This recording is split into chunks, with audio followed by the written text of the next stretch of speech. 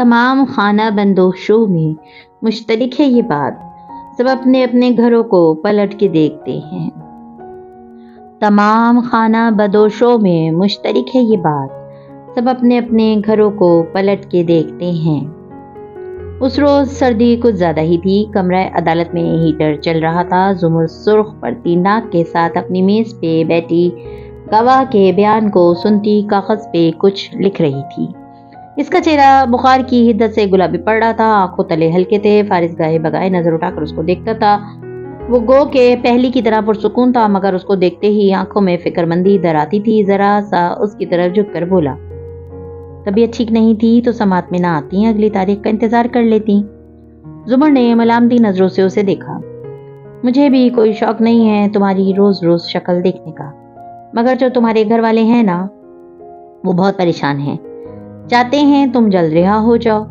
تمہاری تو عادت ہے جیل جانا، تمہیں فرق نہیں پڑتا، لیکن ان کو پڑتا ہے۔ فارس نے سکون سے اس کی بات سنی۔ وہ میری گرل فرینڈ نہیں تھی، جیسے مجھے بہت فرق پڑتا ہے۔ سر جھٹک کر وہ کٹہرے کی طرف متوجہ ہوئی۔ وہ مسکراہٹ دبائے خاموش ہو گیا۔ کٹہرے میں اب کی بار ایک درمیانی عمر کی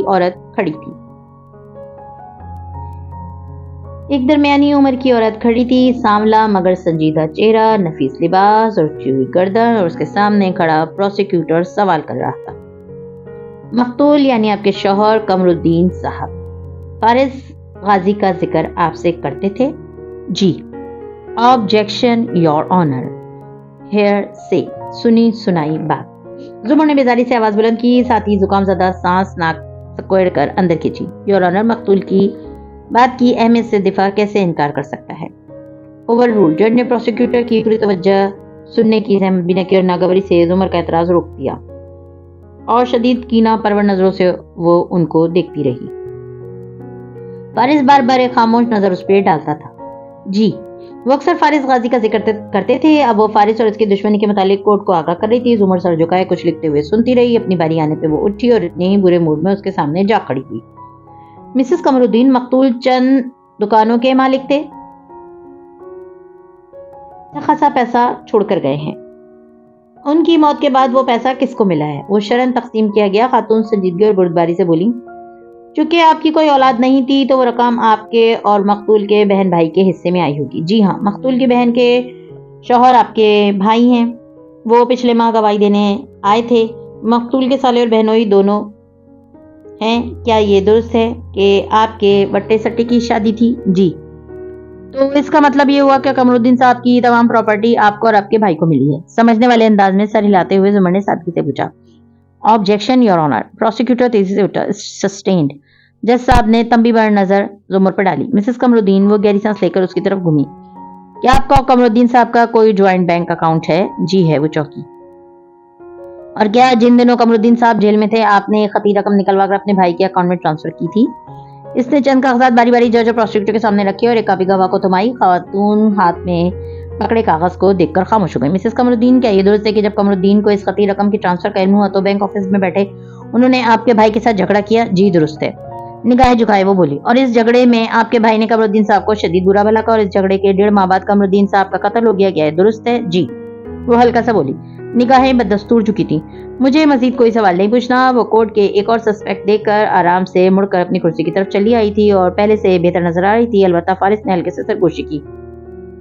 پروسیکیوٹر نے آبجیکٹ نہیں کیا۔ زمر چوکی فارس تیکھی نظروں سے پروسیکیوٹر کو دیکھ رہا تھا، جو سارا وقت خاموش بیٹھا رہا اور اب گواہ کو ری ایگزامن کرنے اٹھ رہا تھا۔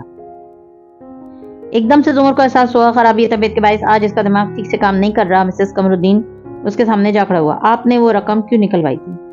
زمر ابرو اکھٹے کیے گئے آگے ہو کر بیٹھی۔ خاتون خاموش رہی۔ مسز قمر الدین، اگر آپ جواب نہیں دیں گی تو فاضل عدالت کے سامنے آپ کا اور آپ کے بھائی کا کردار مشکوک ہو جائے گا۔ میں رکی۔ 1 سال پہلے مجھے بریسٹ کینسر ڈائیگنوز کیا گیا تھا۔ یہ رقم اس کے علاج اور سرجری کے لیے نکلوائی تھی۔ میں نے قمر الدین صاحب کو پریشانی سے بچانے کے لیے لا علم رکھا تھا۔ میرا بھائی ہرلا میں میرا ساتھ رہا تھا۔ نگاہیں جھکے وہ بولی تو آنکھوں میں آنسو گرنے لگے۔ زمر نے کرا کر آنکھیں میچ لیں۔ پروسیکیوٹر اب اس کی میڈیکل رپورٹس عدالت میں جمع کرا رہا تھا، پھر مڑ کر فاتحانہ انداز میں زمر کو دیکھا۔ کیا آپ ری کراس کرنا چاہیں گی گواہ کو؟ نو تھینکس، وہ تلخی سے کہہ کر کاغذ پہ لکیریں کھینچنے لگی۔ فارس نے کہا وہ صرف تکونے بنا رہی تھی، آج کا دن اس کے لیے بہت برا ثابت ہو رہا تھا۔ یقین حرف دعا بے یقین موسم میں بہت کٹھن تھا بچانا، مگر بچایا ہے۔ ہوٹل کے کچن کی ویران پڑی پینٹری کے دروازے سے اندر جانے کے بعد فصیح آبدار کو راہداری میں آگے لے آیا۔ ایک سیکیورٹی چیک پوائنٹ پہ وہ رکا۔ مس، آپ اپنا پرس، سیل فون کچھ بھی نیچے نہیں لے جا سکتی۔ میں معذرت خواہ ہوں مگر ہارون صاحب آپ پہ بھی بھروسہ نہیں کرتے۔ سفید لمبا سویٹر پہنے مصرف لباس میں ملبوس ابھی نے ایک چپتی نظر اس پہ ڈالی۔ میز پہ اپنا پرس رکھا، چابیاں، قلم، موبائل، لپسٹک، کریڈٹ کارڈ، سب کچھ میز پہ گرا تھا۔ اب وہ ہاتھوں سے انگوٹھیاں اتارنے لگی۔ فصیح شرمندہ ہو کر نہیں اس کی خیر ہے کہنے لگا، مگر آبدار نے اسی خاموش سے انگوٹھیاں میز پہ پٹکیں، کڑا اتارا، گھڑی کھول کر وہاں رکھی، اسکارف تلے ہاتھ ڈال کر چین نوچ کر اتاری، دوبارہ اسکارف تلے ہاتھ ڈالا اور اب سر کی پن اتاری، پھر دونوں ہاتھ اٹھائے۔ کیا تمہاری تسلی ہو گئی کہ اب میں کلیئر ہوں؟ اور واک تھرو گیٹ سے گزری۔ کوئی سائرن نہیں بجا اور وہ ڈر سے پاک تھی۔ پھر مڑی اور اسی خشمگین نظر سے فصیح کو دیکھتے بولی، اب اگر تمہاری اجازت ہو تو میں اپنے اس کا انٹرویو نوٹ کرنے کے لیے نوٹ بک اور پین اٹھا لوں؟ کہتے ہوئے اپنی چیزوں کی طرف اشارہ کیا۔ آف کورس مس۔ ابھی نے اسی برے موڈ سے نوٹ بک اٹھائی، سنہری پین اٹھایا اور پھر اس کی طرف بڑھایا۔ ان کو بھی چیک کر لو تاکہ کل اگر وہ بھاگ جائے تو تم یہ الزام نہ دھر سکو۔ لو چیک کر لو، میں صرف اس کی حکم کی تعمیل کر رہا تھا۔ سوری، سینے پہ ہاتھ رکھے سر کو خم دے کر بولا اور آگے بڑھ گیا۔ ابھی قلم اور نوٹ بک پکڑے اس کے پیچھے ہولی۔ جب سعدی یوسف کو اس کے سامنے لا بٹھایا گیا تو وہ سنجیدہ نظر آ رہی تھی۔ سعدی بھی خاموش مگر اکڑا اکڑا سا لگتا تھا، وہی سفید شرٹ پہنے جو اب دل دل کر بے رنگ ہو چکی تھی۔ وہ ابرو بیچے اسے دیکھ رہا تھا، خاموش، بالکل چپ۔ فصیح آبدار کے پیچھے آ کھڑا ہوا۔ مجھے تمہارے نیئر ڈیتھ ایکسپیرینس کے بارے میں چند سوالات کرنے ہیں، خوش لہجے میں کہتے ہوئے اس نے نوٹ بک کھول کر قلم اس پہ جمایا اور پیچھے سے دبایا۔ نب نکل آئی اور اس نے بک پہ چند الفاظ لکھے، پھر اس کی خاموشی محسوس کر کے سر اٹھایا۔ مجھے ہاشم سے بات کرنی ہے، یہاں کوئی میری اس سے بات نہیں کروا رہا۔ یہ کہتے ہوئے اس کے فون آف ہے، ساتھ ہی اس کی کچیلی نظر پیچھے پڑے ایک فصیح پہ پڑی۔ آبدار نے گہری سانس لی اور نگاہیں اس پہ جمائے رکھے وہ بولی، تمہاری سرجری کے دوران خون زیادہ بہ جانے کی وجہ سے تم کلینیکلی مر چکے تھے۔ میں جاننا چاہتی ہوں کہ اس دوران تم نے کیا محسوس کیا؟ یہ لوگ مجھے مار دیں گے، وہ اس کی آنکھوں میں دیکھتے ہوئے بے چینی سے مگر ضبط سے بولا تھا۔ ہاشم کو بتاؤ کہ یہ مجھے مار دیں گے۔ تم نے کیا دیکھا؟ کوئی خواب، کوئی چہرہ یا کوئی ایسا سفر جو تم بیان نہ کر سکتے ہو؟ تم میری مدد کرو گی یا نہیں؟ وہ سن رہی تھی۔ وہ اب کے بولا تو آواز بلند تھی، چہرے پہ دکھ تھا۔ میں نیوٹرل ہوں۔ اس نے کلک کے ساتھ پین بند کیا اور نوٹ بک پہ رکھ کر اس کی طرف بڑھایا۔ 1 گھنٹے بعد میری فلائٹ ہے، میں مزید تمہاری باتیں برداشت نہیں کر سکتی۔ اگر کچھ یاد آ جائے تو اس پہ لکھ دینا اور کسی گارڈ کو دے دینا، وہ مجھ تک پہنچا دے گا۔ فصیح آبی کی پشت پہ کھڑا تھا، اس کا چہرہ نہیں دیکھ سکتا تھا۔ یہ الفاظ کہتے ہوئے آبی نے ابرو سے قلم کی طرف اشارہ کیا، گویا التجا کی کہ اسے پکڑ لو۔ سعدی نے لمبے عمر کا تحمل کیا، بغیر قلم اور نوٹ بک تھام لی اور پھر باری باری ان دونوں کے چہرے کو دیکھا۔ آبدار سنجیدہ سی اٹھ گئی۔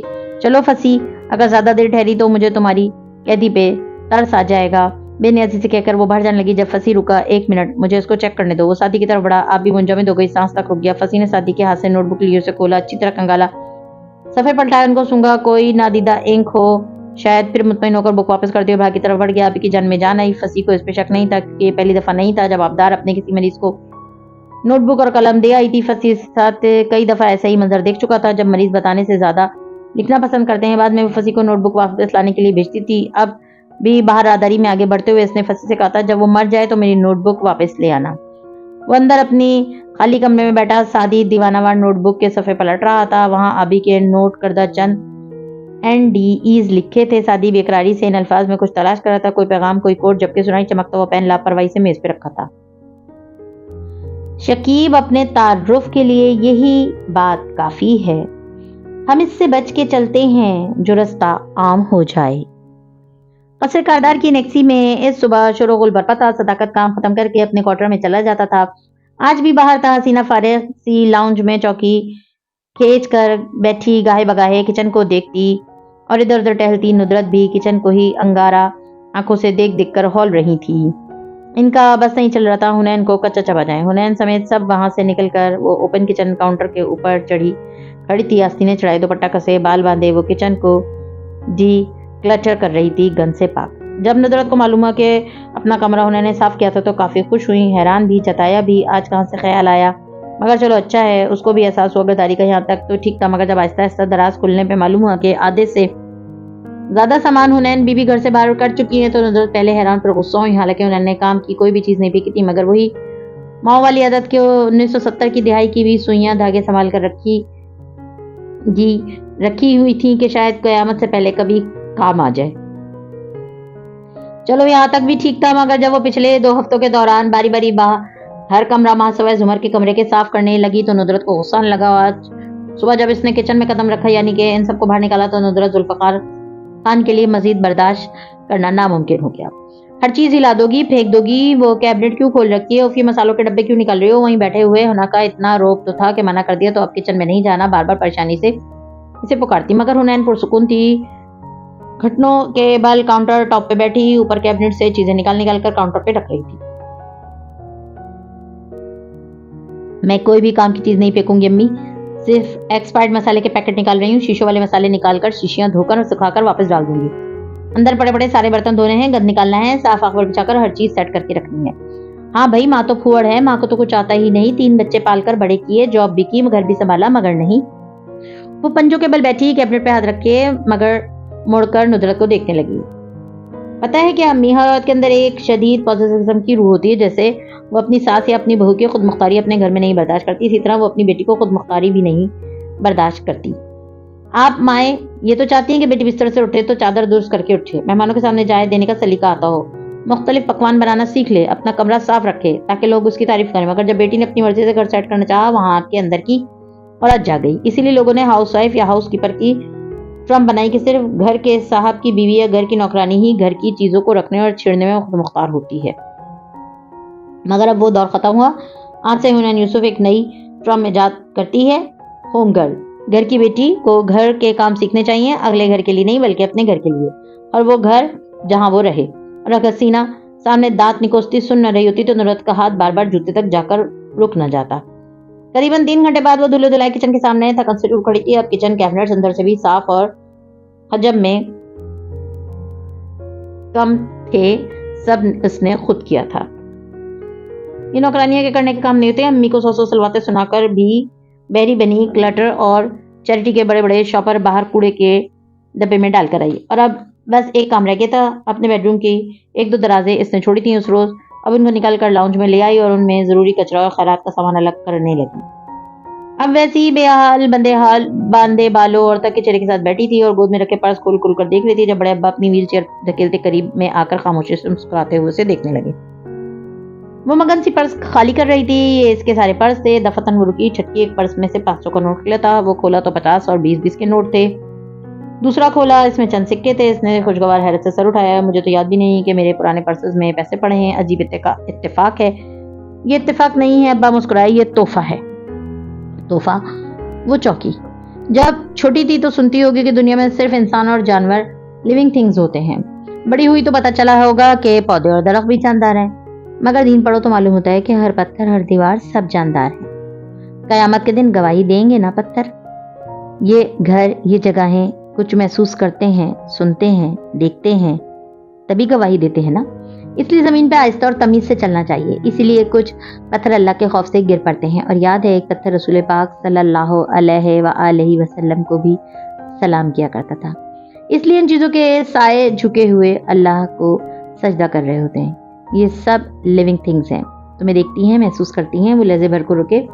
جب کوئی لڑکی اپنی الماری کا، اپنے کمرے کا خیال کرتی ہے، اس کے اندر کا زائد بوجھ نکال کر اس کو ہلکا پھلکا اور صاف کرتی ہے، خوبصورت بناتی ہے، تو الماریاں تمہارا شکریہ ادا کرتی ہیں، اور ان کے کونے خدروں سے کوئی نہ کوئی تحفہ نکل آتا ہے، کبھی کوئی پرانی کھوئی ہوئی چیز، کبھی برسوں کے بھولے ہوئے پیسے۔ اس لیے ان در و دیوار کا، ان چیزوں کا خیال رکھا کرو، یہ بھی تم سے پیار کریں گی۔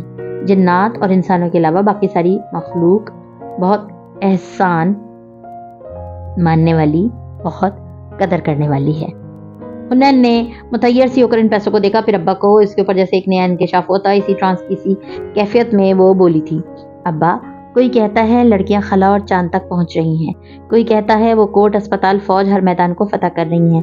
اب میں سوچتی ہوں کہ کتنا اچھا ہوا ہو اگر لڑکیاں اپنے گھروں کے کونوں خدر تک بھی پہنچ جائیں، اگلے گھر جانے کے لیے نہیں، دوسروں سے تعریف سننے کے لیے بھی نہیں، بلکہ اس لیے کہ اللہ خوبصورت ہے اور خوبصورتی کو پسند کرتا ہے۔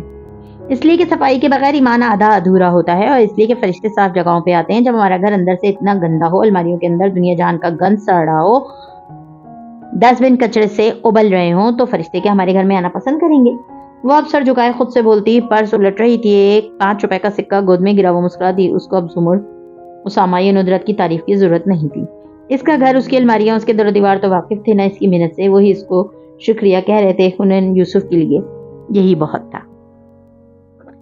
ہر چند راکھ ہو کے بکھرتا ہوں راہ میں، جلتے ہوئے پروں سے اڑ رہا ہوں، مجھے بھی دیکھ۔ ملاقاتی حال میں معمول کا شروغل پر پتا۔ گلاس بوتھ کے دونوں طرف فارس اور زمر بیٹھے تھے، درمیان میں شیشہ تھا جس میں ننھے ننھے سوراخ تھے، ساتھ میں قطار میں 2 درجن بوتھ لگے تھے۔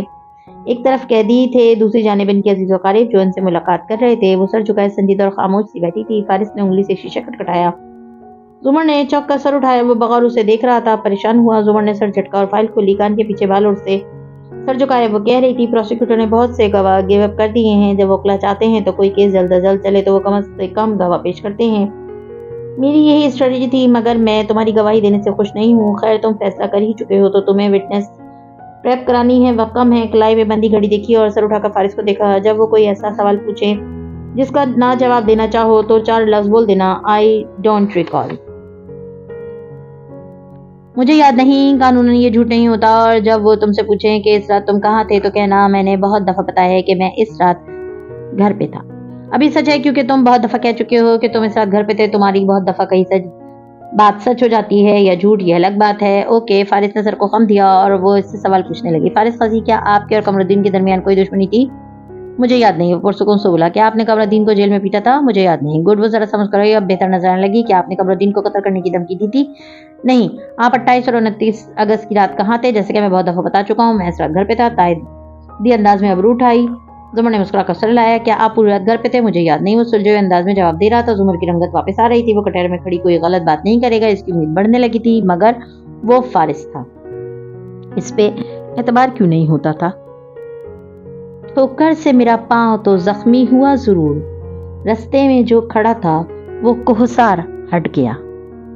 وہ صبح سرد اور ظالم تھی، خاموش اور بے حس۔ آج کمرہ عدالت میں بیٹھے فارس غازی نے سیاہ پینٹ کے اوپر گرے شرٹ اور سیاہ کوٹ پہن رکھا تھا، تازہ شیو، ذرا بڑے بال گیلے کر کے پیچھے کو بنائے۔ وہ سنجیدہ مگر مطمئن نظر آ رہا تھا۔ ساتھ بیٹھی سیاہ کوٹ اور گھنگریالے بالوں والی زمر کا چہرہ زرد تھا۔ اتنے ہفتوں کی انتھک محنت اور ذہنی دباؤ نے اسے اپنی صحت کی طرف سے غافل کر رکھا تھا۔ آج بھی وہ پہلے سے زیادہ کمزور نظر آتی تھی۔ پچھلی کرسی پہ سیاہ کوٹ میں ملبوس احمد شفیع بیٹھا تھا۔ اس کی لاء ڈگری اور لائسنس کے باعث اسے ادھر بیٹھنے کا موقع مل جاتا تھا۔ زمر کو 99% یقین تھا کہ اس کی ڈگری جعلی تھی، مگر اپنے دفاع میں وہ صرف اتنا کہتا تھا، بغیر لاء ڈگری کے وہ سیاسی کنسلٹنٹ ہی نہیں بن سکتا تھا، اور چونکہ بات درست تھی اس لیے وہ باس پرس نہیں کرتی تھی۔ جب فارس اٹھنے لگا تو زمر نے بے چینی سے گردن موڑ کر اسے دیکھا۔ بہت احتیاط سے گواہی دینا پلیز، کچھ غلط مت کرنا۔ وہ اٹھتے اٹھتے واپس بیٹھا اور سنجیدگی سے زمر کی آنکھوں میں دیکھا۔ میں نے 3.5 مہینے کچھ نہیں کیا، جو تم نے کہا وہ کیا، ایسا ہی ہے نا؟ زمر کا سر اس بات ملا۔ میں یہ خاموشی سے بیٹھ کر وکیلوں کی بیکار بحثیں سنتا رہا، ایسا ہی ہے نا؟ زمر نے اس کی آنکھوں پہ نظر جمایا، اس بات کا سر رہا ہے۔ اب میرے بولنے کا وقت ہے اور ان سب کے سننے کا۔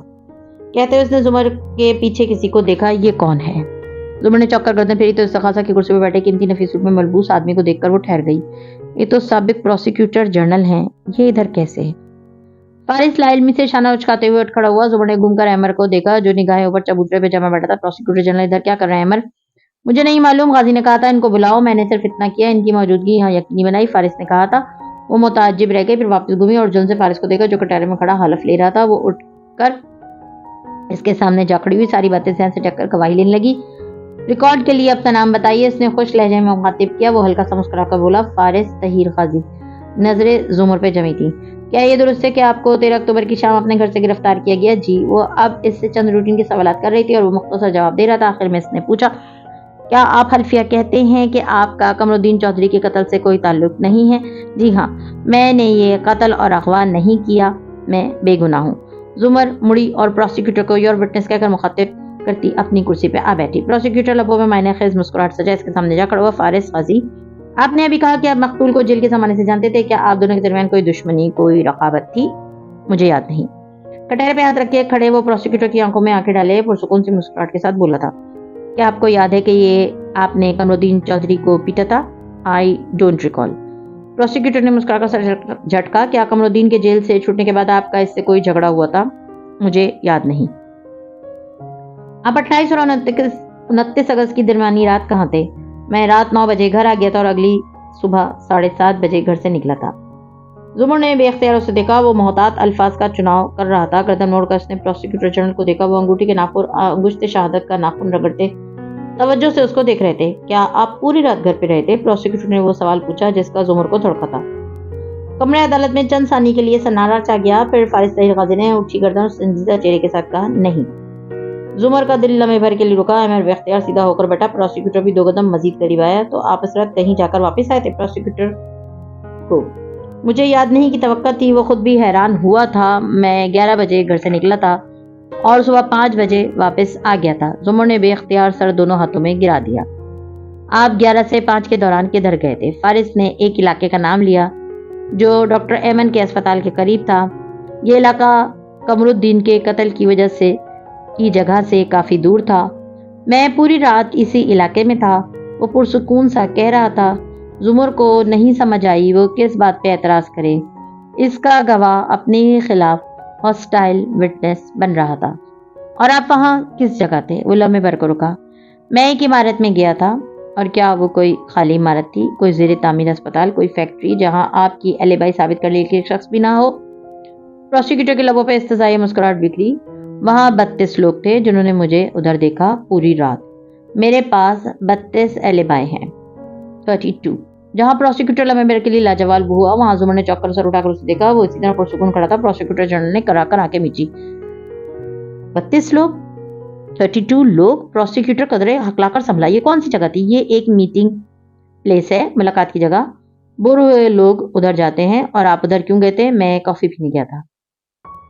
وہ تازہ دم سی مسکراہٹ کے ساتھ بولا۔ پروسیکیوٹر کو سمجھنے میں چند لمحے لگے۔ آپ کا مطلب ہے یہ کوئی بار یا کلب جیسی جگہ ہے؟ جی۔ تو وہاں لڑکیاں بھی ہوں گی؟ پروسیکیوٹر نے آپ کے مسکرا کر زمر کو دیکھا۔ کیا آپ کسی لڑکی کے ساتھ تھے؟ وہاں لڑکیاں نہیں ہوتی، صرف مرد ہوتے ہیں۔ وہ الفاظ توڑ توڑ کر بولا تھا۔ لمحے بھر کو کمرے عدالت میں خاموشی چھا گئی۔ زمر کو اپنے کانوں سے دھواں نکلتا محسوس ہوا۔ نچلا لب دبا، دانتوں تلے دبائے وہ بالکل سن سی فارس کو دیکھ رہی تھی۔ اچھا، آئی سی، سو آپ اس کلب میں تھے پوری رات؟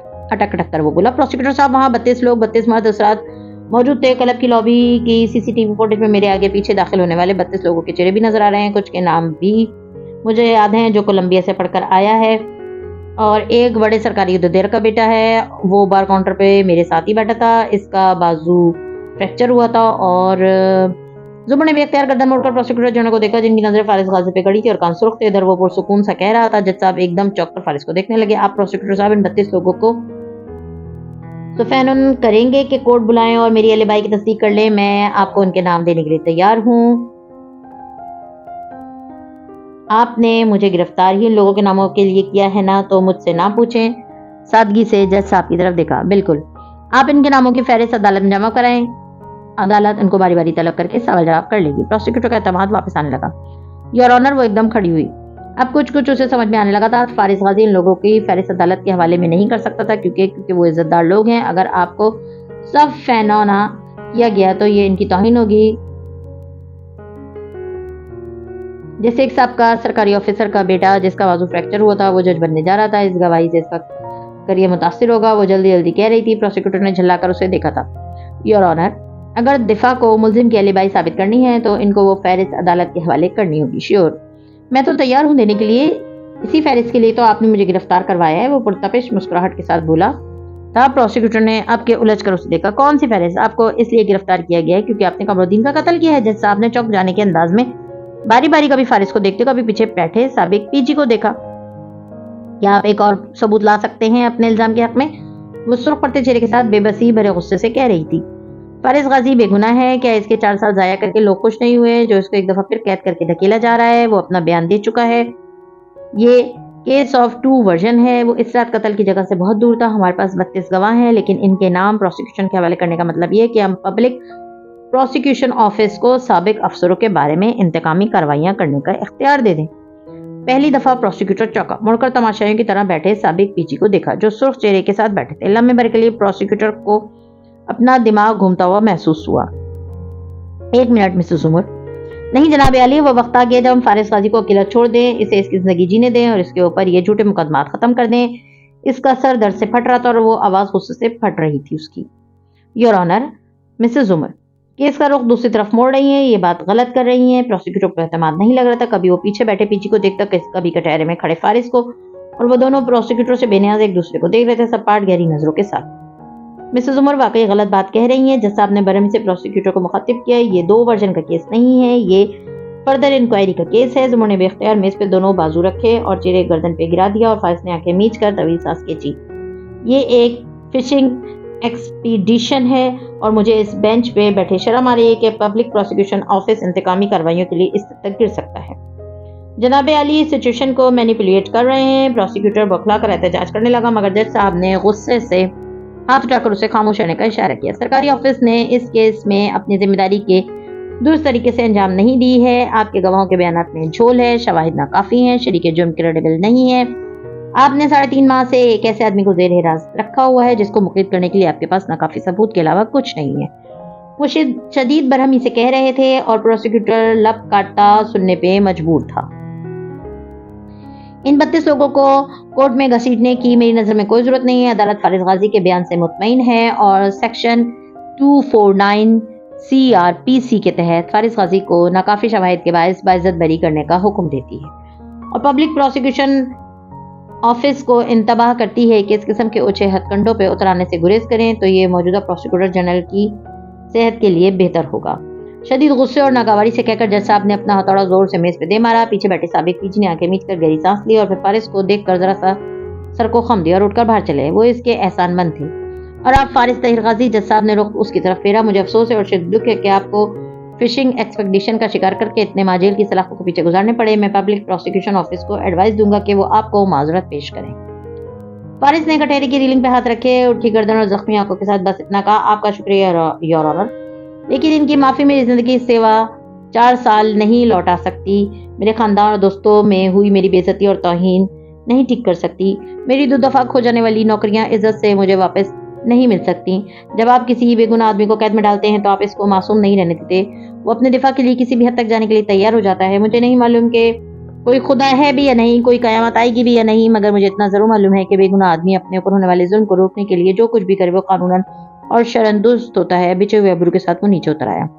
زمر اس وقت ڈھیر سارا رونا چاہتی تھی مگر وہ یہاں رو بھی نہیں سکتی تھی۔ بدقت سارے آنسو اتار کر اس نے اپنا چہرہ اٹھایا اور نگاہیں جھکائے بال کان کے پیچھے ڈستے اپنے کاغذ ترتیب سے رکھنے لگی۔ وہ خاموشی سے ساتھ آ کر بیٹھ گیا۔ پروسیکیوٹر اب جج صاحب سے باتیں کر رہا تھا۔ صفائیاں معذرتیں۔ زمر نے نگاہیں جھکائے کاغذ پہ لکھا، تم اس رات اسپتال بھی گئے تھے یا نہیں؟ فارس نے قلم اٹھا کر اس کے نیچے لکھا، صرف 25 منٹ کے لیے گیا تھا۔ آپ کا خیال ہے میں اتنی گرمی میں پوری رات اسی جگہ بیٹھا رہا تھا؟ تم نے پہلے کیوں نہیں بتایا کہ تم رات کہیں اور تھے؟ آپ نے پوچھا ہی نہیں۔ سادگی سے لکھ کر کاغذ اس کے سامنے رکھ دیا۔ زمر کی تیوری چڑھ گئی۔ کاغذ پہ چند ہند سے لکھ کر اس کے سامنے ڈالا، یہ میری بقایا فیس ہے، وقت پہ ادا کرنا۔ خفگی سے سرگوشی کی تو فارس نے مسکرا کر اسے دیکھا، مجھے ریسیو کرنے نہیں آؤ گی؟ ٹیکسی کر کے آ جانا۔ وہ رخ موڑے سنجیدگی سے جج صاحب کی طرف متوجہ تھی، اور ٹیکسی کا کرایہ اپنی گرل فرینڈ سے مانگ لینا۔ وہ اٹھ کے آگے چلی گئی اور وہ تکان بھری مسکراہٹ سے اسے دیکھتا رہا، پھر گردن موڑی تو احمر ابھی تک ششدر بیٹھا تھا۔ اس کو متوجہ پا کر آگے ہوا، تو اس رات تم ایسی جگہ تھے جس کے بارے میں کوئی گواہی دینے کے لیے تیار نہیں ہوگا۔ واو، ایسے طریقے مجھے کیوں نہیں سوچتے؟ وہ محظوظ ہوا تھا۔ فارس پیچھے کو جھکا اور دھیرے سے کہنے لگا، تم نے میرے کیس کے لیے تمام انویسٹیگیشن کی، اس کے لیے تمہارا اس کی فیس اس پہ لکھی۔ احمد نے فوراً اسے کارڈ نکال کر اس کے سامنے رکھا، پلس کچھووں کے پیسے الگ ہیں، ٹیکس الگ ہے، ویکینڈ سے پہلے ادا کر دینا۔ اور وہ جو شکریہ ادا کرنے لگا تھا رک کر اس کاغذ کو پڑھنے لگا۔ ابرو بے اختیار اٹھے، باری باری فیس کے دونوں تحریری مطالبوں کو دیکھا اور پھر ماتھے پہ بل لیے، بہت بہتر کہہ کر خفگی سے رخ موڑ لیا۔ یا اتنا سخت جان کے تلوار بے اثر، یا اتنا نرم دل کے رگے گل سے کٹ گیا۔ جس دوپہر فارس گھر واپس آیا وہ انیکسی والوں کے لیے عید کا دن تھا۔ حسین اور صداقت نے اچھا سا کھانا بنایا تھا۔ سیم، ندرت اور بڑے ابا اس کے ساتھ لاؤنج میں بیٹھے تھے، سب خوش باش اس سے باتیں کر رہے تھے۔ وہ بھی مسکرا کر ان کے سوالوں کا جواب دے رہا تھا۔ وہ تھکا ہوا مگر مطمئن لگتا تھا۔ حنین مل کر اسٹڈی میں چلی گئی تھی، وہ کچھ کام کر رہی تھی۔ ایسے میں صرف زمر تھی جو اب تک اس سے نہیں ملی تھی۔ اوپر اپنے کمرے میں وہ ناخون دانتوں میں دبائے ادھر ادھر ٹہل رہی تھی، بار بار دروازے کی طرف بڑھتی، پھر سر جھٹک کر واپس اڑتی، ذرا سی درد سے نیچے سے आवाज़ें साफ सुनाई देती थीं, सबको शुक्रिया कह रहा है, अब्बा आपका शुक्रिया खाने भेजने का, अंकल आपका शुक्रिया दुआ करने का, आपा आपका शुक्रिया, अब अंकल का शुक्रिया, सदाकत तुम्हारा शुक्रिया, पता नहीं किस चीज़ का, और मैं जो इतने महीने से इसके लिए ख्वार होती रही, मेरा कोई एहसास नहीं। वो खफगी से खुद से बड़बड़ाई थी। मैं जुमर को देख लूं, वो एक्सक्यूज करके उठाया था। अब जीने चढ़ने की वजह थी तो मैंने जल्दी से तकियों के खिलाफ उतारे, नीचे गिलाफ डाले, और जिस वक्त वो दरवाजा बजाकर अंदर से दाखिल हुआ, मसरूफ से तकियों के खिलाफ बदलती नजर आ रही थी। अस्सलाम वालेकुम। दरवाजे में खड़ा वो जरा सा खन कर बोला। जुमर ने बेनियाज उचटती नजर उस पर एक डाली। जीन्स पे स्वेटर पहने वो थका हुआ मगर मुतमईन लग रहा था और तकिए को नए कवर में डालती हुई मसरूफ अंदाज में बोली, नंबर 1, मैंने तुम्हारे लिए जो भी किया टीम पार्टनर समझकर किया। नंबर 2, मैं अब भी नहीं भूली कि तुमने मुझे इस्तेमाल करके जेल तोड़नी चाहिए थी। नंबर 3, मुझे तुम्हारी रेस्टोरेंट वाली बातें भी याद है। नंबर 4, तुम जब चाहो डाइवोर्स पेपर्स बनवा लो, अगर मेरे पास हक तलाक होता तो मैं खुद बनवा लेती। नंबर 5, मैं मजीद तुम्हारे साथ नहीं रहना चाहती, इसलिए मैंने अपना सामान नीचे स्टडी रूम में शिफ्ट कर दिया है, ये कमरा अब सिर्फ तुम्हारा है। नंबर 6, हम टीम की तरह पहले की तरह काम करते रहेंगे, लेकिन तुम्हारी बेगुनाही मालूम होने का ये मतलब नहीं है कि मैंने तुम्हें माफ कर दिया है। नंबर 7, अल्फाज टूट गए क्योंकि वो खामोशी से कदम कदम चलता उसके पीछे आ खड़ा हुआ। इसके दोनों हाथ अपने हाथों में लेकर उसे अपने कंधों से लगाया और थोड़ी के इस कंधे पे जमाए आंखें बंद किए। इसने सिर्फ इतना कहा, शुक्रिया मेरे लिए लड़ने का। चंद सातें और गुजरी, चंद लम्हे और सिरके। जुमर जो बिल्कुल मुंजमद हो गई थी, मुश्किल गहरी सांस लेकर बोली, नंबर 7, मैं कल तुम्हारे खिलाफ रेस्ट्रेनिंग ऑर्डर फाइल कर दूंगी, जिसके तहत तुम मुझसे 10 फीट दूर रहना चाहोगे और मुझसे तुम्हें 10 फीट दूर तक रहना होगा। और अपने हाथ छुड़ा लिए। फारिस ने चेहरा उठाया, उसे कोनी से थामे अपने सामने किया और कदर ताज्जुब से उसे देखा, तुम कल ये ऑर्डर फाइल करोगी? वाकई? बिल्कुल, गर्दन कड़क करके बोली मगर इसकी आंखों में देखना उफ। मगर कल तो छुट्टी है, मेरा मतलब था परसों। तिल मिलाकर बोली और कोनी छुड़ाकर दरवाजे की तरफ बढ़ गई। अच्छा, कमरा मत छोड़ो, हम बैठकर इस बारे में बात कर लेते हैं, वो पीछे से बोला था तकान से मुस्कुराकर। नंबर 8, मेरा फैसला हतमी है, बज़ाहिर खुश लहजे में वो कहकर दरवाजा खोलकर बाहर निकल गई। सीढ़ियां उतरते इसके कानों से धुएं निकल रहे थे। वो मुश्किल चेहरे को नॉर्मल रख के वो स्टडी में आई तो अंदर नक्शा बदला हुआ था। एक सोफा कम बेड जो फिलहाल खुला था और उसकी ऊंचाई 2 मैट्रेस जितनी थी, पर हुनैन लैपटॉप लिए बैठी थी और अंदर सफेद फ्लैश लगी थी और हुना यकटकी से देख रही थी। क्या बना? जुमर फौरन उसके करीब आई। मैंने इस फ्लैश ड्राइव के प्रोग्राम को डिक्रिप्ट कर लिया है और वो खुल गई है। जुमर को आगे पीछे की हर शय भूल गई, दिल दिमाग में जैसे सुकून सा उतर आया। ओ रेली, वो खुशी से कहती इसके साथ आकर बैठी और स्क्रीन को देखकर, क्या निकला सा इसमें? हुनैन अभी तक शल थी। मैंने इतने महीने लगाए, इतना वक्त बर्बाद किया सिर्फ एल्सा और आना के लिए। क्या? हुनैन ने स्क्रीन का रुख उसकी तरफ फेरा। इस फ्लैश ड्राइव में सिवाय फ्रोजन फिल्म के कुछ भी नहीं है। हर तरह से कंगाल चुकी हूँ इसे, मगर ये खाली है। या तो भाई ने असल फ्लैश मुझे नहीं दी या इसने गलत फोल्डर कॉपी किया था। वो अभी तक सुन ही थी। ओ नहीं। जुमर ने नडाल से होकर सर पीछे को गिरा लिया और कसर कादार के लाउंज में जवाहरात कारदार और गुस्से से टहल रही थी। इधर उसकी रंगत मारे गजब के सियाह पड़ रही थी। जब सोफे बैठा हाशिम गर्दन पीछे वो फेंकता हंसता जा रहा था। जवाहरात ने रुककर नापसंदगी से उसे देखा। वो रिहा होकर हमारे सरों पे फिर से पहुंच गया और तुम हंस रहे हो। उसने विटनेस स्टैंड पे खड़े होकर एडवोकेट जनरल को ब्लैकमेल किया। Now that's cool. वो हंस रहा था। जुमर को तो मैं देख लूंगी, तुम मुझे बताओ अब हम इसको दोबारा कैसे जेल भेजें? आप पब्लिक प्रोसिक्यूशन ऑफिस में कोई इसको प्रोसिक्यूट नहीं करना चाहेगा। मैंने आपसे कहा था ना कि जल्दी चलवाने की कोशिश ना करें, लेकिन खैर। हंसते हंसते वो पल भर को रुका और मैं जूज अंदाज में जवाहरात को देखा। मैं मजीद उसको जेल में नहीं भेजना चाहता। उसको सिर्फ एक शख्स अंदर करवा सकता है, कर्नल खावर। अब मजीद कोशिश ना कीजिए, वो हमारे लिए खतरा नहीं है, ना बन सकता है। अब मूव ऑन करने का वक्त है, अच्छे काम करने का वक्त है। कोट का बटन बंद करता उठा। मैं मम्मी एक अच्छा इंसान बनना चाहता हूँ, मैं रास्ता तब्दील करना चाहता हूँ, इसलिए पुरानी दुश्मनियां छोड़कर आगे बढ़िए। माँ का शाना थपक वो आगे बढ़ गया। जवाहरात वहीं खड़ी किलसती रही, फिर कमरे से आई, दरवाजा मुकफ्फल किया और फोन मिलाया। मुझे अच्छी खबर कब सुनाओगे? फसी जहरखंद लहजे में वो बोली थी। आज रात काम हो जाएगा, पहले शादी और फिर खबर। सुनकर इसने मोबाइल पर डाला और सिंगार मेज के कद आवर आईने के सामने आ खड़ी। सफेद और सुर्ख लंबे गाउन में मलबूस वो बेहद खूबसूरत लग रही थी, मगर चेहरे पे छाया गज़ब इसके हुस्न को गहना रहा था। शरारे फूड़ती आंखों से आईने को देखते इसने गर्दन में पहनी मोतियों की माला नोच डाली। तड़ तड़ तड़ सफेद चिकने चिकने मोती टूट टूट कर फर्श पे गिरने लगे। ऊपर अपने कमरे में बिस्तर पे सुस्ती से नीम दराज पैरों की कैची बनाए नौशेरवा खटाखट मोबाइल पे टाइप किया जा रहा था। बाल बने थे और लिबास से लगता था कि अभी ऑफिस से लौटा है। आंखों में असली बेजारी की जगह मसरूफ सा तासुर था, गोया गुफ्तगू में बहुत मुनहमिक हो। بھائی شادی کرنے جا رہا ہے، اسکرین پہ الفاظ ابھر رہے تھے۔ دوسری طرف سے علیشا کا جواب چمکا، یہی بتانے کے لیے اتنی صبح ٹیکسٹ کر رہے ہو؟ کیا تمہیں ذرا بھی دلچسپی نہیں سننے میں کہ وہ کس سے شادی کرنے جا رہا ہے؟ تم بتا دو۔ آبدار عبید سے، وہ ہماری یونی میں تھی، مجھے شدید ناپسند ہے وہ۔ بھائی کو وہی لوگ پسند آتے ہیں جو مجھے شدید ناپسند ہوتے ہیں۔ لکھتے ہوئے ابرو بچھ کر آنکھوں میں خفگی ادائی۔ اچھا وہی جس کو تم یونی میں تنگ کرتے تھے اور پھر ہاشم نے تمہیں پٹوایا تھا، وہ محظوظ ہوئی تھی۔ لمحے بھر کو نوشیروہ کاردار منجمد ہو گیا، جیسے سارا خون جم گیا تھا، ہڈیاں برف کی ہو گئی تھی۔ کون ہاشم؟ تمہیں کیسے پتا؟ اس کے ذہن میں پہلے خیال یہ آیا کہ ابھی کا منگیتر کا نام بھی شاید ہاشم ہو۔ کیا تمہارے بھائی نے تمہیں نہیں بتایا کہ میں نے اورنگزیب صاحب کا اکاؤنٹ اپنے پاس میرا کر رکھا تھا؟ ان کی ساری ای میلز میں پڑھا کرتی تھی۔ مجھے یاد ہے ہاشم نے ان کو میل کر کے بتایا تھا کہ تم ان کے دوست کی بیٹی کو تنگ کر رہے تھے، اس لیے میں نے اپنے کسی بندے کے ذریعے تمہیں بٹوایا تھا۔ شاید اس کو بھی یہی کہا تھا کہ وہ خود اس لڑکی کا شوہر یا منگیتر ظاہر کرے۔ وہ رکی، کیا تمہیں نہیں معلوم تھا؟ نوشیروہ کے چہرے کا رنگ یوں نہیں چڑھ گیا جیسے سینے میں گھاؤ لگا کر کسی نے سارا خون نکال لیا ہو۔ بے جان ہوتے ہاتھوں نے اس سے موبائل فون وہیں لحاف پہ گروا دیا اور سر اٹھا کر خالی خالی شل ششدر نظروں سے دیکھا سامنے کی جانب، جہاں سنگھار میں اس کا آئینہ اس کا زرد چہرہ منعکس کر کے دکھا رہا تھا۔ اس کی ساری دنیا زمین بوس ہو گئی تھی۔ فیض سر پر جو ہر ایک روز قیامت گزری، ایک بھی روز مکافات نہ ہونے پائی۔ کرنل خاور اپنے کمرہ سجن میں زمین پہ اکڑ بیٹھا تھا، نگاہیں دور خلا میں جمی تھیں۔ وہ کسی گہری سوچ میں گم دکھائی دیتا تھا۔ آنکھوں کے گرد لگے زخم اب مندمل ہو چکے تھے اور صحت بھی بہتر تھی۔ ایسے میں دروازہ کھلنے کی آواز پہ وہ چونکا اور چہرہ اٹھایا۔ گارڈ کھانے کی چلایا اور زمین پہ رکھی خاور کی نگاہیں ادھ کھلے دروازے کے پار گئیں۔ وہاں ایک اور گارڈ نظر آ رہا تھا۔ خاور کی آنکھیں پرسوچ انداز میں سکڑیں۔ تمہاری اور اس کی تو صبح ڈیوٹی ہوتی ہے، تم لوگ اس وقت کیا کر رہے ہو؟ اور رات والے گارڈز کہاں ہیں؟ اس کا ماتھا ٹھنکا۔ گارڈ نے ایک نظر اس پہ ڈالی، گہری خاموش نظر، اور مڑ گیا۔ خاور تیزی سے اٹھ کر اس کے پیچھے آیا۔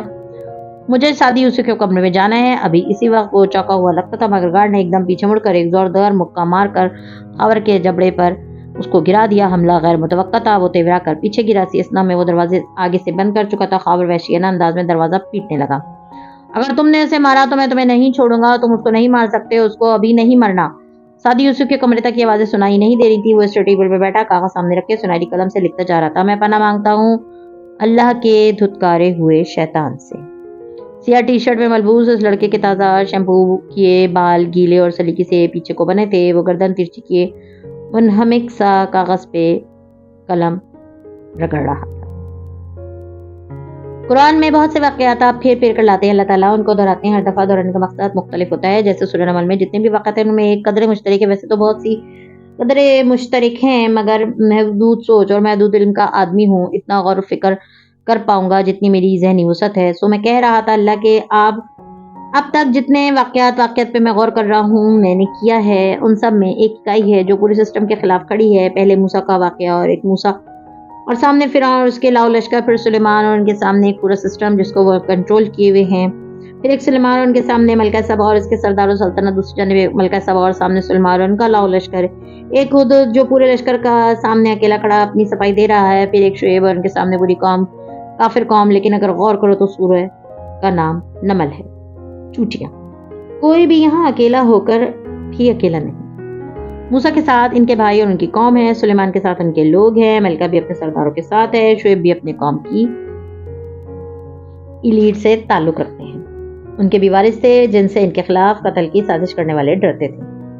انسان کو بڑے بڑے کام کرتے وقت یہ نہیں سوچنا چاہیے کہ مجھے اکیلے نے یہ سب کر لیا ہے، میں اکیلا ایک سیلف میڈ آدمی ہوں، بلکہ نہیں، بہت سے لوگ خاموش چٹیوں جیسے لوگ ہوں گے جنہوں نے آپ کا ساتھ دیا ہوگا، ان کو بھولنا نہیں چاہیے۔ جو بندوں کا شکر نہیں کرتا وہ رب کا شکر نہیں کرتا۔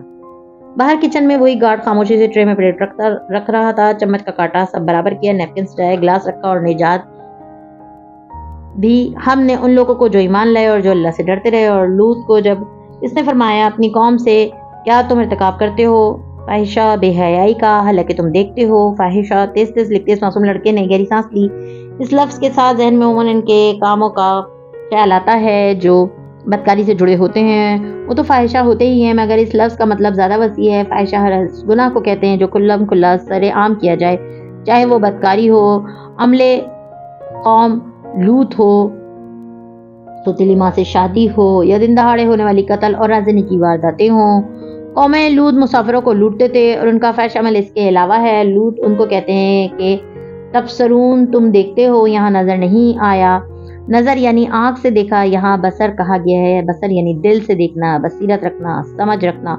تو کھلم کھلا برائیوں کو سمجھنے والے لوگ جو پھر بھی ان کی مخالفت نہ کریں وہ بھی قوم لوط جیسے ہی ہوئے نا۔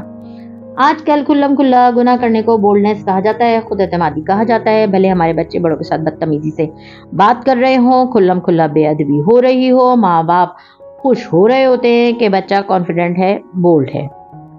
کچن میں میری اب پیالے میں سوپ ڈال رہی تھی، گارڈ منتظر سا کھڑا تھا۔ کہا لوط نے، کیا تم آتے ہو مردوں کے پاس شہوت کے لیے عورتوں کو چھوڑ کر، بلکہ تم ایک قوم ہو جو جہالت برتتے ہو۔ مگر اللہ تعالیٰ وہ زخمی مسکراہٹ کے ساتھ لکھتا جا رہا تھا، آج کل یہ گناہ اتنا عام ہو گیا ہے کہ اب ہمارے بچے اس کو بہت لائٹ لینے لگے ہیں۔ قوانین پاس کروا کر، بایولوجیکل وجوہات بیان کر کے، یا یہ بات لوگوں کے ذہنوں میں بٹھائی جا رہی ہے کہ کچھ لوگ ایسے ہی ہوتے ہیں سو ان کو برداشت کریں، درگزر کریں۔ تو پھر لوط نے برداشت کیوں نہیں کیا؟ کائنات میں کسی نے یہ گناہ پہلے نہیں کیا تھا، یہ اسی قوم سے شروع ہوا تھا۔ آج لوگ اس کو برداشت، روشن خیالی اور ترقی پسندی کی علامت قرار دیتے ہیں۔ ہمارے والد لوط نے اس کو جہالت قرار دیا تھا۔ ٹرے میں میری نے گرم گرم چاولوں کی پلیٹ رکھی، ساتھ میں چکن گریوی، پانی گلاس میں ڈالا اور ٹرے اٹھانے لگی تو گارڈ آگے بڑھا۔ میں اسے کھانا دوں گا، یہ مسز کاردار کو حکم ہے۔ میری کی آنکھوں میں تعجب بھر آیا، مگر خاموش رہو۔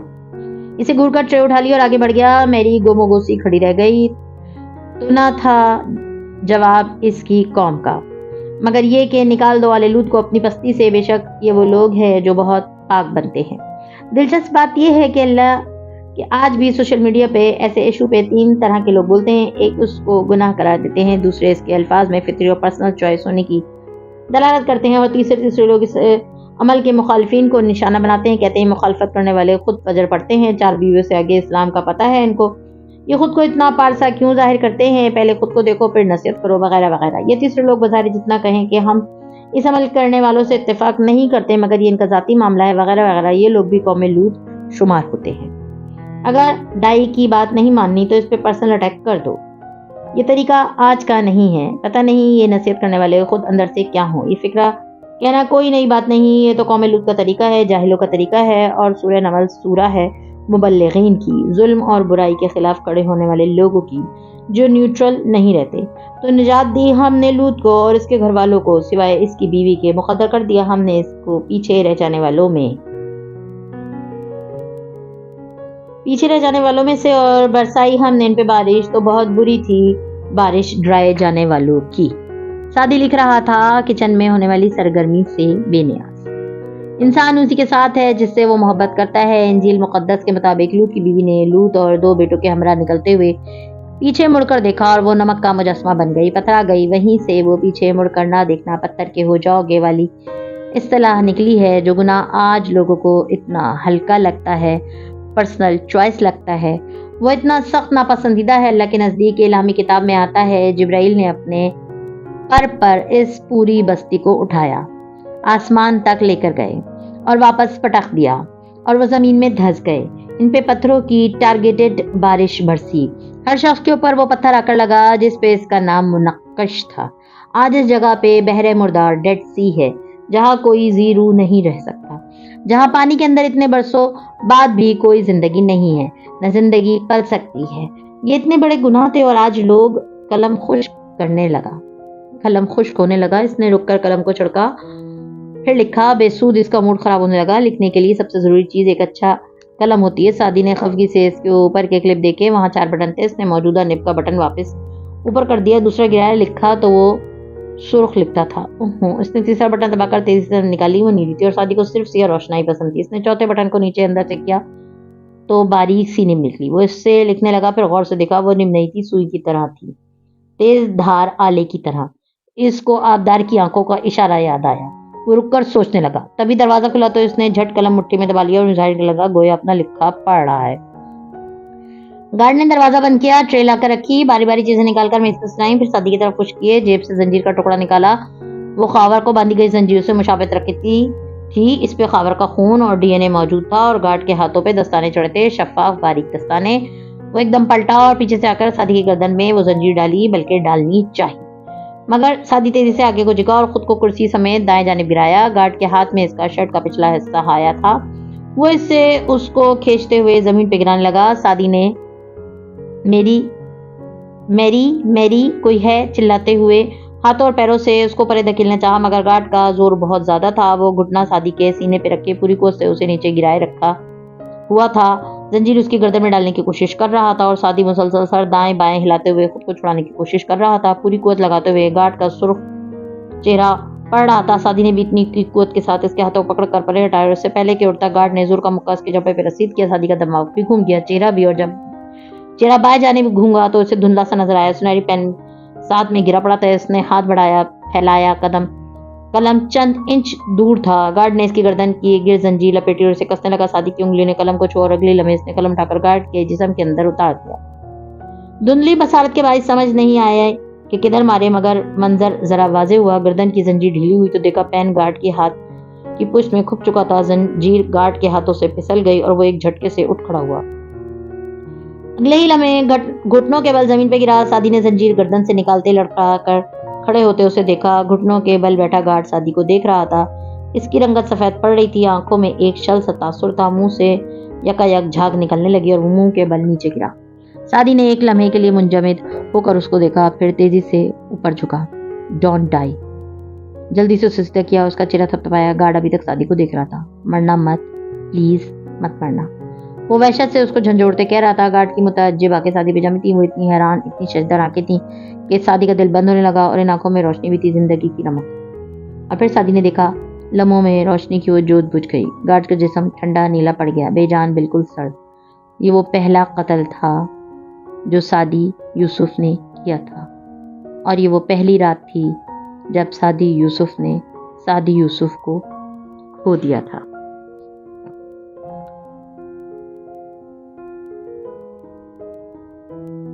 مزید ویڈیوز دیکھنے کے لیے ہمارے چینل کو سبسکرائب کیجیے.